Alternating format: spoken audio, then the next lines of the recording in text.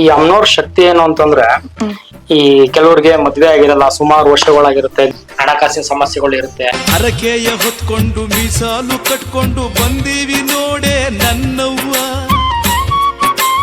ಅಮ್ನೋರ್ ಹತ್ರ ಬಂದು ಒಂದು ಮಾಂಗಲ್ಯ ಧಾರಣೆ ಅಥವಾ ಮಾಂಗಲ್ಯ ಧಾರಣೆ ಮಾಡಿ ಅಮ್ನೋರ್ಗೆ ಮಡ್ಲಕ್ಕಿ ಕೊಟ್ಟು ಅದನ್ನ ಮತ್ತೆ ಎಷ್ಟೋ ಫ್ಯಾಕ್ಟ್ರಿ ಬಿಸ್ನೆಸ್ ಗಳು ಆಗ್ತಾ ಇಲ್ಲ. ಮತ್ತೆ ಚಂಡಿಯೋ ಚೌಡಿಯೋ ಮಾರಿಯೋ ಮಸಣಿಯೋ ಭಕ್ತರ ಕಾಯಲು ಧರೆಗಿಳಿದ ದುರ್ಗಿಯೋ. ಈಗ ಒಂದ್ 3 ತಿಂಗಳು 6 ತಿಂಗಳು ಒಳಗಡೆನೆ ಮದ್ವೆ ಆಗಿರೋರು ಎಷ್ಟೋ ಇದೆ.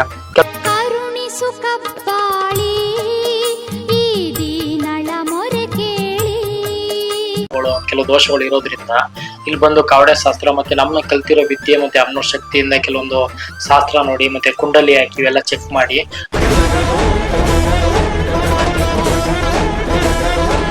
ಅವ್ರಿಗೆ ಕಷ್ಟ ಕಲ್ಪನೆಗಳ ಬಗ್ಗೆ ಹೇಳ್ತೀವಿ, ಹೇಳ್ತೀವಿ, ಈ ತರ ಇದೆ, ಈ ತರ ಮಾಡ್ಕೊಳ್ಳಿ ಅಂತ ಹೇಳ್ತೀವಿ.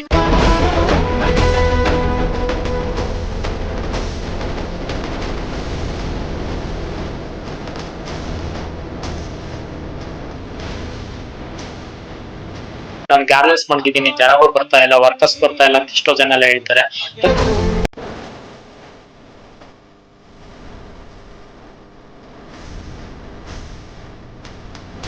ಆದ್ರೆ ದೈವ ಅನುಗ್ರಹ ಮತ್ತೆ ಭಕ್ತಿಯಿಂದ ನೀವ್ ಏನಾದ್ರೂ ಕೇಳ್ಕೊಳ್ಳಿ. ಕಬ್ಬಳ ಕಾಳಿ ಮಹಿಮೆಯ ಬಲ್ಲೋರ್ಯಾರೆ ಕಬ್ಬಳ ಕಾಡಿ ನೀವೇನೇ ದೇವ ಮಾಡಿ ಅಥವಾ ದೇವಸ್ಥಾನಕ್ಕೆ ಬನ್ನಿ, ಭಕ್ತಿಯಿಂದ ಮಾಡಿ. ಭಕ್ತಿಯಿಂದ ಮಾಡಿದಾಗ ಖಂಡಿತವಾಗ್ಲೂ ದೈವ ಅನುಗ್ರಹ ಮತ್ತೆ ದೈವಿ ಅನುಗ್ರಹ ಖಂಡಿತವಾಗ್ಲೂ ಅದೇ ಆಗುತ್ತೆ.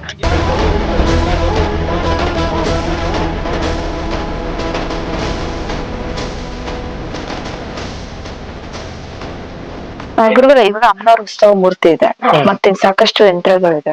ಆಮೇಲೆ ಮುಖ್ಯವಾಗಿ ಇಲ್ಲಿ ಕಂಕಣ ಭಾಗ್ಯ ಅಮ್ಮನವ್ರು ಬೇಗ ಕೂಡ್ಸ್ಕೊಡ್ತಾರೆ ಅನ್ನೋದು ಇಲ್ಲಿನ ಪದ್ಧತಿ.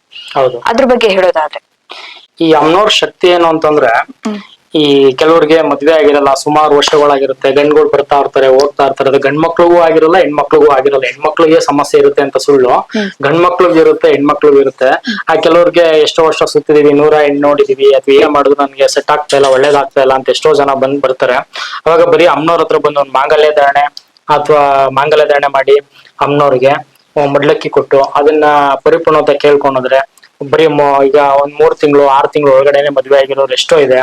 ಕೆಲವರು ಎಷ್ಟೋ ಜನ ಮಕ್ಕಳಾಗಿದೆ, 5 ವರ್ಷ ಆಯ್ತು, 10 ವರ್ಷ ಆದ್ಮೇಲೆ ದೈವ ನಾವು ದೇವರಲ್ಲ, ಆ ಶಕ್ತಿಯಿಂದ ಅನುಗ್ರಹವಾಗಿ ಏನು ಈಗ ಒಳ್ಳೇದಾಗ್ಲಿ ಕೆಟ್ಟದಾಗ್ಲಿ ದೈವೇ ನಮ್ಗೆ ಕೊಡ್ಬೇಕು ಅದನ್ನ. ಈಗ ಎಷ್ಟೋ ಜನ ಕಾಯಿಲೆ ಇದ್ಕಿದಂಗೆ ಮಾಯ ಆಗೋಯ್ತು, ವಾಸಿ ಆಗೋಯ್ತು ಅಂತಾರೆ. ಅದನ್ನವೇ ನಮ್ಮ ಕಬ್ಬಳಮ್ಮನವರೇ ಒಳ್ಳೇದ್ ಮಾಡ್ತಾರೆ ಅಂತ ನಾನು ಹೇಳೋದಿಕ್ಕೆ ನಾನು ಇದ್ ಮಾಡ್ತಾ ಇಲ್ಲ. ಆದ್ರೆ ದೈವ ಅನುಗ್ರಹ ಮತ್ತೆ ಭಕ್ತಿಯಿಂದ ನೀವ್ ಏನಾದ್ರೂ ಕೇಳ್ಕೊಳ್ಳಿ. ಈಗ ನಾವು ನಮ್ಗೆ ಒಳ್ಳೆತನ ಇತ್ತು ಅಂತಂದ್ರೆ ರೋಡಲ್ಲಿ ಯಾವ ಮನೆಗಿರುತ್ತೆ ಅನ್ಕೊಳ್ಳಿ, ಅದು ಸೈಡ್ ಆಗಿ ಹೋಗುತ್ತೆ. ಈಗ ನಮ್ದಲ್ಲಿ ಕೆಟ್ಟತನ ಮಾಡಿಕೊಂಡು ಅದನ್ನ ಒಡೆಯಕ್ ಹೋಗಿ ಅಥವಾ ಬಡಿಯಕ್ ಹೋಗಿ ಏನ್ ಮಾಡಿದ್ರೆ ಏನಾಗುತ್ತೆ, ಅದು ಸರ್ಪವಾಗಿ ನಿಂತ್ಕೊಳ್ಳುತ್ತದು.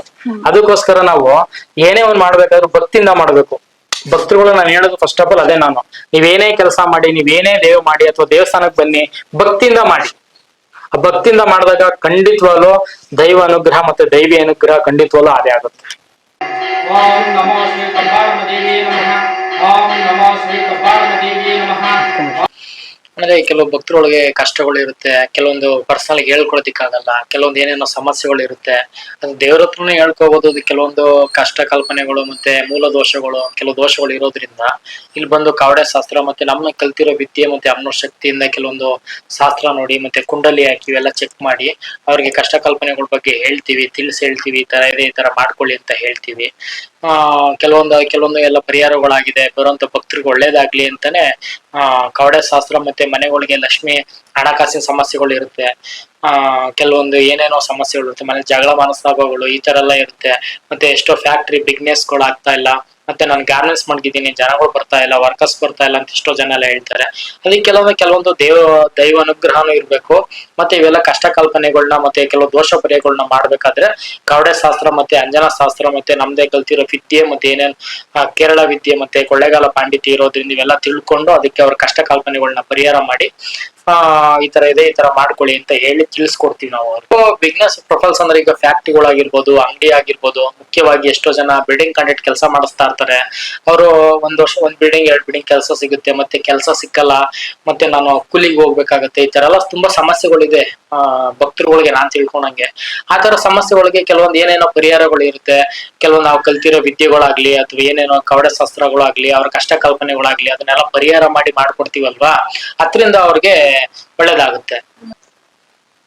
ಅದೇ ಎಲ್ಲಾ ತರನು ಗೊತ್ತಾಗುತ್ತೆ. ವಿದ್ಯೆ ಅಂತಂದ್ಮೇಲೆ ಎಲ್ಲಾನು ಗೊತ್ತಾಗುತ್ತಲ್ಲಮ್ಮ. ಕವಡೆ ಶಾಸ್ತ್ರ ಆಗ್ಲಿ, ನಾವು ಕಲ್ತಿರೋ ವಿದ್ಯೆ ಅಂದ್ರೆ ದೈವ ಅನುಗ್ರಹ ಇರೋದ್ರಿಂದ ಅವ್ರಿಗೆ ಏನು ಕಷ್ಟ ಕಲ್ಪನೆಗಳು ಇರುತ್ತೋ ಅದನ್ನ ಪರಿಹಾರ ಮಾಡುವಾಗಿ ಅದನ್ನ ತಿಳ್ಕೊಂತೀವಿ, ಕುಂಡಲಿ ಹಾಕ್ತಿವಿ, ಕವಡೆ ಶಾಸ್ತ್ರ ಹಾಕ್ತಿವಿ, ಮತ್ತೆ ನಾವು ಕಲ್ತಿರೋ ವಿದ್ಯೆ ಏನೋ ಪ್ರಯೋಗಗಳು ಮಾಡ್ತೀವಿ. ಅದ್ರ ಮೇಲೆ ನಾವು ತಿಳ್ಕೊಂಡು ಈ ತರ ಕಷ್ಟ ಇದೆ, ಈ ತರ ಪರಿಹಾರ ಮಾಡ್ಕೊಳ್ಳಿ, ಈ ತರ ಒಳ್ಳೇದಾಗುತ್ತೆ ಅಂತ ಭಕ್ತರುಗಳಿಗೆ ಹೇಳ್ತೀವಿ ನಾವು.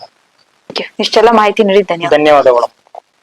ಸರ್ವೇ ಜನ ಸುಖಿನೋ ಭವಂತು, ಸರ್ವ ಕಾರ್ಯ ಸಿದ್ಧಿರಸ್ತು, ಸರ್ವರಿಗೂ ಶುಭವಾಗಲಿ. ಓಂ ನಮೋ ಶ್ರೀ ಕಬ್ಬಾಳಮ್ಮ ದೇವಿಯೇ ನಮಃ. ಓಂ ನಮೋ ಶ್ರೀ ಕಬ್ಬಾಳಮ್ಮ ದೇವಿಯೇ ನಮಃ. ಓಂ ನಮೋ